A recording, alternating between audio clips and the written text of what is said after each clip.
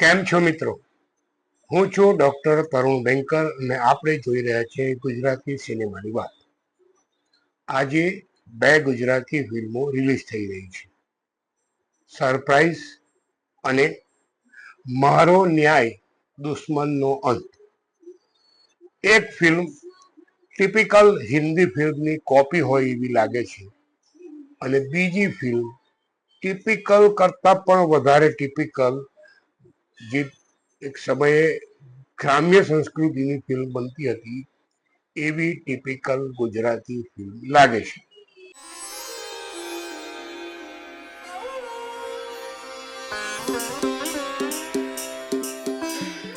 Surprise.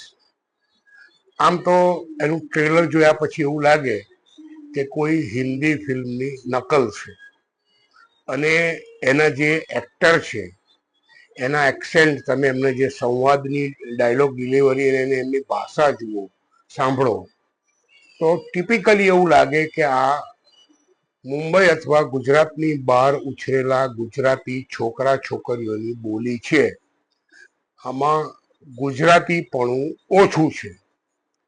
ફિલ્મની વાર્તાની વાત કરીએ તો વાર્તા કંઈક એવી છે કે બે ગ્લેમરસ છોકરીઓ એક ધનાઢ્ય બિઝનેસમેનને લૂંટીને ગોવા જાય અને પછી ત્યાં એવું પ્લાનિંગ કરે કે હવે આ બધા પૈસા જે છે અથવા જે લૂંટનો જે માલ છે એને ઠેકાણે પહોંચાડીએ. અને તેવા સમયે એક અજાણ્યા યુવકની મુલાકાત થાય અને પછી જે ઘમાસાણ થાય છે એ આ ફિલ્મની સ્ટોરી છે. મિસ્ટ્રી, સસ્પેન્સ અને આ બધું ખીચડી કરી હોય એવું લાગે છે. ફિલ્મના મુખ્ય કલાકારોની વાત કરીએ તો વત્સલ શેઠ, હેલી શાહ અને જાહ્નવી ચૌહાણ આ ફિલ્મના મુખ્ય કલાકારો છે. સચિન બ્રહ્મભટ્ટ લિખિત દિગ્દર્શિત આ ફિલ્મના સહલેખક છે મૌલિન પરમાર અને પ્રોડ્યુસર છે સની દેસાઈ. મિત્રો, આજે આ ફિલ્મ બહુ મોટા પ્રમાણમાં રિલીઝ થઈ રહી છે, પણ મારી દ્રષ્ટિએ આ ફિલ્મ બહુ કાઠું કાઢે એવી લાગતી નથી. આજે રિલીઝ થઈ રહેલી બીજી ફિલ્મ છે મારો ન્યાય દુશ્મનનો અંત. વાર્તા એક એવા ગામડાની છે જેનો એક નીડર છોકરો બાદલ અને ગામનો વિલન એટલે વનરાજ, આ બે જણ વચ્ચેની ટક્કર અને એમાં સામાજિક તાણાવાણા વણાયેલી સ્ટોરી. એનું ટ્રેલર લગભગ 3 મિનિટ કરતા મૂકું છે, પણ માફ કરજો, ટ્રેલર પણ આખું જોઈ શકાય તેવું નથી. ફિલ્મ કેટલી બોક્સ ઓફિસ પર ચાલશે કે નહીં ચાલે એ તો આગામી શુક્રવારે જ ખબર પડશે. ફિલ્મના લેખક દિગ્દર્શક છે જય ચૌધરી અને નિર્માતા છે નૂતન ચૌધરી અને મુખ્ય કલાકાર છે રૈજી ઠાકુર અને મમતા ચૌધરી. आप देख रहे हैं अपुन का अड्डा। Subscribe channel, like and share video.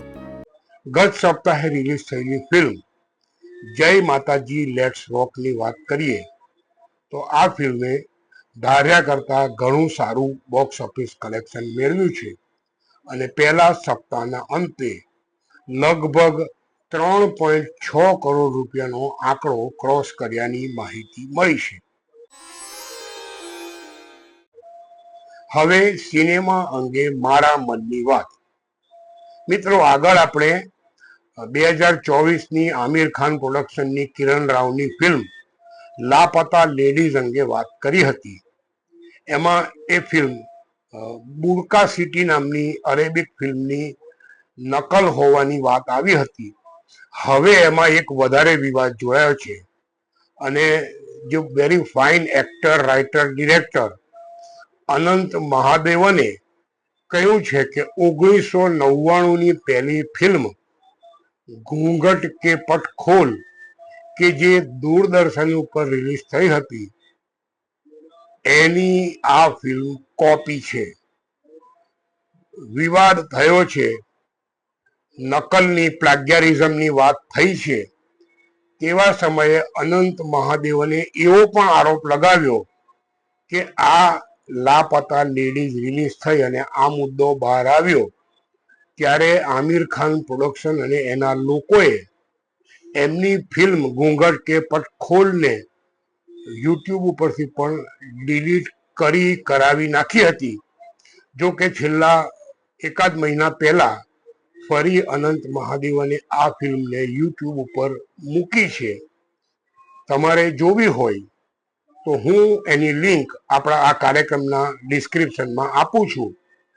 મૂળ વાત મારે જે કહેવી છે તે એ છે કે કોઈ ફિલ્મની તમે નકલ કરો તો ત્યાં તો એના રાઇટ્સ લેવા જોઈએ, અથવા એનાથી ઇન્સ્પાયર થઈને કરી હોય તો એને ક્રેડિટ આપવી જોઈએ.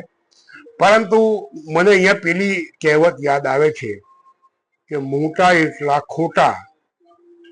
આ પોતાની જાતને બિયોન્ડ લિમિટ માનતા આ લેખકો, દિગ્દર્શકો, અભિનેતાઓ, ડિરેક્ટરો નાના પ્રોડક્શનની સ્ટોરી અથવા સ્ટોરી લાઈન અથવા પ્લોટ ઠાંતરી કરી લે અને પછી ચોરી પર સીના ચોરી કરતા હોય એવું વર્તન કરે છે, જે જરાક પણ યોગ્ય નથી. આશ્ચર્ય અને આઘાતની વાત એ છે કે આ ફિલ્મ ઓસ્કરમાં પણ નોમિનેટ થઈ હતી. ગુજરાતી સિનેમાની વાતનો આજનો એપિસોડ પૂર્ણ કરતા પહેલા ફરી એકવાર કહીશ, મારી પાસે માં છે સિનેમા.